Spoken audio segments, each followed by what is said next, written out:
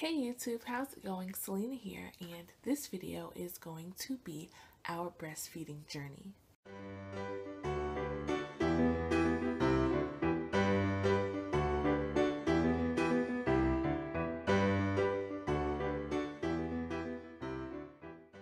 As you can see, I am in Baby Bean's room. It's been a minute since I've made a video in here. I think my last video was sometime when I was pregnant, but my mom is in the living room watching TV, so I figured I would make this video in here. And I have a list of things to talk about. I'm horrible at storytelling. I forget like so much stuff, so I've written everything down for our journey. And our journey hasn't been an easy one, and I think most breastfeeding journeys aren't, but I can tell you, regardless of everything that we've been through, all of this is worth it. So our journey starts on October 8th, 2015, when Zion was born. He was born via C-section at 2:46 p.m. and after they closed me up and everything and I was in recovery, that's when they brought him to me. He had already gotten his shots and everything, and we did our hour of skin to skin. And while we were doing our hour of skin to skin, he was nursing on one side. He was on the right side the whole time for the whole hour. And I wish I would have got them to switch sides, but it is what it is. I think the next day is when a lactation consultant came in and saw us, and she looked at his latch. She just kind of glanced at it, and she said that his latch was good, and I was excited about that. But it turns out, I found out later on that that really wasn't the truth, but I'll get into that later. After 3 days, my milk came in, so I was happy about that, except for, you know, the engorgement, because when you first start producing milk, you produce a lot. So I was in pain, and I did end up pumping a small amount of milk after we went home. But other than that, I was good. Breastfeeding in the beginning, I was feeling pain. It was painful for me. And I've read a lot that his it's not supposed to be painful, but it was. And in order to give, like, I was using lanolin. I use both Mandela and Lantanol lanolin, and I'll make another video about breastfeeding products, and I will discuss like what I like the best and all that stuff in another video. But it was helping, but at the same time it wasn't helping that much. So what we did was we went to the store, and we were really just looking to see what they had, and we saw breast shields. So we got the Mandela contact shield, and it helped a lot. It gave my nipples a rest, and they started healing. But during that time, we only used the shield like in the beginning. So I would put it on, and maybe 30 seconds to a minute later I would take it off, and he would nurse the rest of the time without it. And I noticed that the shield helped him latch better. The more I used the shield, or like whenever I would use the shield in the beginning and then take it off, his latch was so much better afterwards, and it wasn't even painful. Which made me think that when the lactation consultant came in and looked at his latch and said it was a good latch, it really wasn't a good latch, because it wasn't even a week into us breastfeeding. I think that was 4 days in when we got the shield, and I noticed that it helped his latch. And you guys, I was so happy. And I was hoping that maybe after a while of using the shield like this, he would just start to naturally latch better, and breastfeeding would become, and then eventually I could just get rid of the shield, and our you know, he would latch better. A week later, exactly a week after he was born, that next Thursday, I ended up being hospitalized with a uterine infection. There was one minute where I was cold, like I was so ridiculously cold, like I was shaking. I was so cold, I didn't even want to get up to go use the bathroom. Like I was shaking that bad. And then there was the next, like maybe 30 minutes later, I was burning up. And so I ended up being hospitalized. At first they didn't know what was going on. We went to the ER, and at first they didn't know what was going on. And then later on they found out that it was a uterine infection. But so of course, being in the ER, they don't want a newborn there because of all the sick people that come into the ER. So my mom took him home that night, and at this point my baby's father, he was here in Washington with us, and so he stayed in the hospital with me that night. But my mom took him home, and I had only pumped maybe 2 ounces, and that was not going to be enough for him to survive off of for a whole night. So my mom ended up having to go to the store and buy formula for him to drink that night. And I did end up being able to pump in the hospital, but it was a while before I was able to pump, and even still that wasn't going to be enough. She wouldn't have been able to feed him because obviously she wasn't there. The next morning, I want to say, I was moved to the mom and baby ward. And my mom also came back later on that afternoon with him, and he was able to drink some of the milk that I pumped.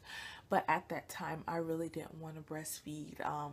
First off, it was painful, and I was in the hospital. I was hooked up to IVs. I was having cold chills. I was having hot flashes. My head hurt. I was in pain because I had just had a C-section. I was not trying to breastfeed, especially if it was painful. And then when I did breastfeed, we ended up using a shield. But like as I got better, I think I was in the hospital a total of 4 days with the uterine infection. But as I got better, I did start to breastfeed more, especially since we were slowly, like I was pumping every 2 to 4 hours. And after a while, it wasn't enough. Like the amount of milk that I was pumping wasn't enough for him. So it was either give him formula or breastfeed him. And after a while, I just, toughed it out and breastfeed him. So when I did breastfeed him, I ended up using a shield. And because I didn't want to deal with the pain. So the whole time I used a shield. I didn't take it off or anything. And then you have to also think about the fact that he was also getting a bottle at the time too. And so when we left the hospital, he wouldn't breastfeed without the shield. I tried latching him without the shield, and it just wasn't working. He wouldn't latch without the shield. So I was just like, okay, then I will use the shield, and hopefully we will be able to wean off the shield. Which that hasn't happened yet. 5 months in, and he's still using the shield, but I will talk more about that in a later part of this video. I need to stop saying don't I?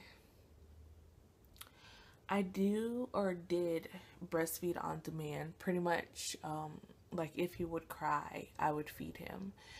I can say, like in the beginning, like before we left the hospital, after I had him, he was cluster feeding. Then all he did was feed.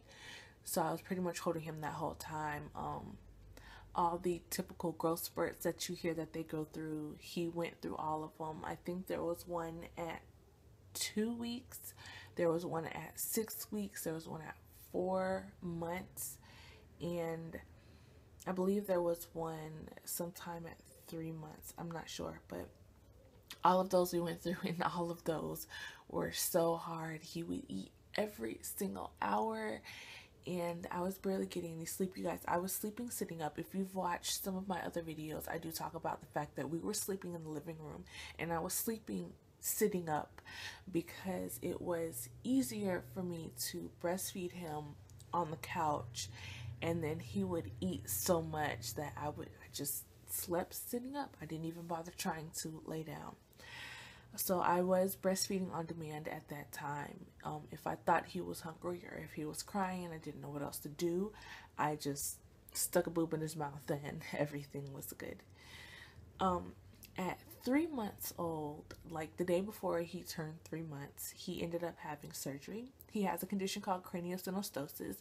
I will link the playlist up in the cards, and there will also be a link down below in the description if you want to know more about his condition.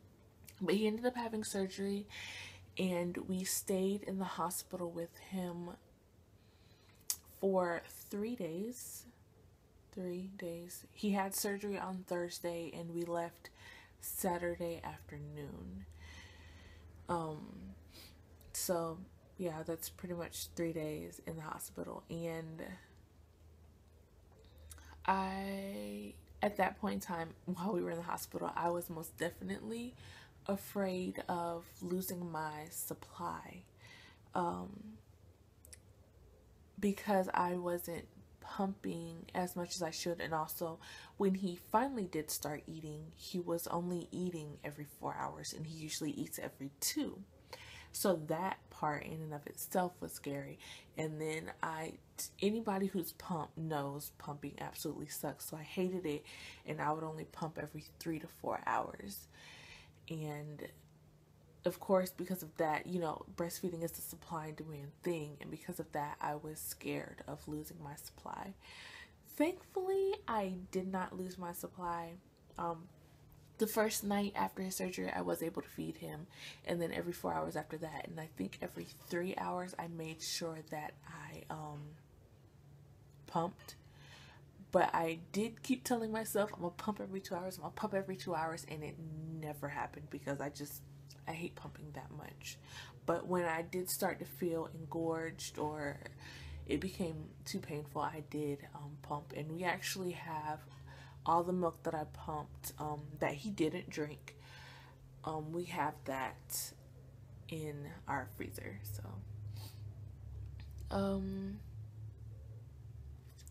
after we left once we left the hospital, he slowly got back to normal.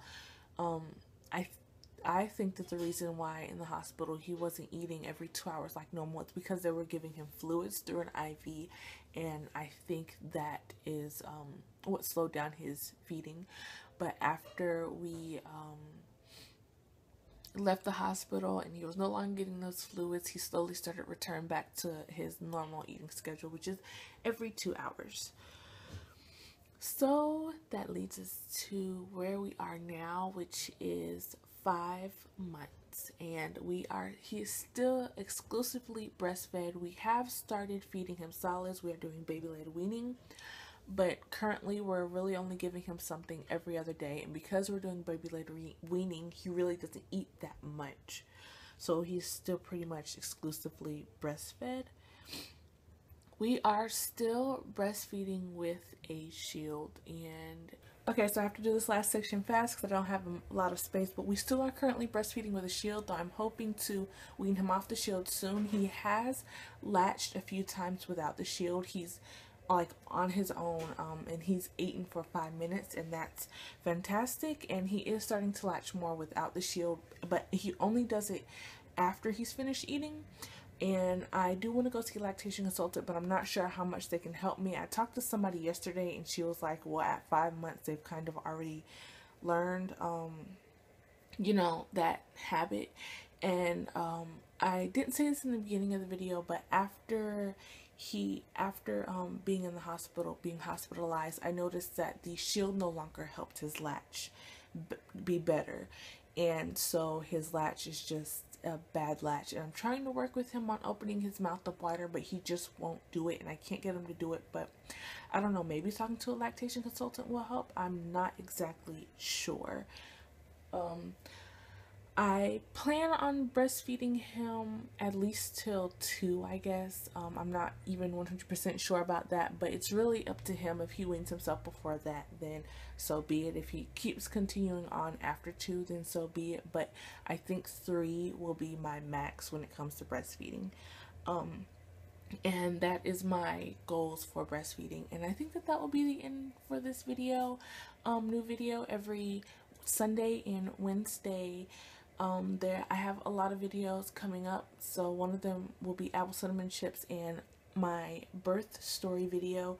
So new video every Sunday and every Wednesday. Subscribe for more. Thank you for watching, and until next time, deuces. Let me know in the comments down below if you're breastfeeding, and what are some of the things that you guys have gone through from breastfeeding. And know that yes, the journey is going to be hard if you choose to breastfeed, but that connection is worth it. That thing that you can give your child that no one else can really give them, it's really, really worth it. So until next time, deuces.